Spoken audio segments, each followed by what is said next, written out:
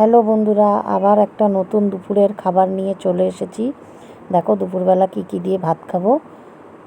প্রথমেই নিয়ে নিয়েছি গরম ভাত, তার সাথে আজকে করেছি একটা মিক্সড ভেজিটেবল, অনেক রকমের সবজি দিয়ে দিয়েছি। তারপরে নিয়ে নিয়েছি তেলাপিয়া মাছ, ফুলকপি আলু দিয়ে। তেলাপিয়া মাছ আমার খুব ভালো লাগে, আর এই ফুলকপি নিয়ে এসেছে, ফুলকপি আর আলু দিয়ে মাছের ঝোলটা করতে বললো, তাই করেছি। এখন অফ সিজনের ফুলকপি খুব একটা টেস্ট নেই, তাও যাই গিয়ে করলাম, ভালোই হয়েছে খেতে। তারপরে নিয়ে নিলাম একটু মাংস, আলু দিয়ে পাতলা করে ঝোল করেছি।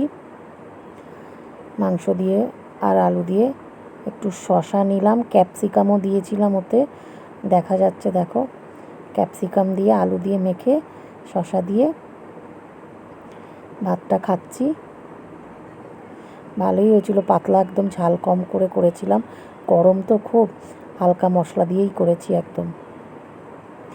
তারপরে নিয়ে নিলাম বন্ধুরা একটু চাটনি, আমের চাটনি ছিল শেষ পাতে, একটু আমের চাটনি, গরমকালে খুব ভালো লাগলো। আর তারপরে টক দই, যেটা আমার রেগুলার থাকে, নিয়ে নিয়েছি। ভিডিওটা যদি বন্ধুরা ভালো লাগে অবশ্যই লাইক করো, শেয়ার করো, কমেন্ট করো। সবাই ভালো থেকো। থ্যাংক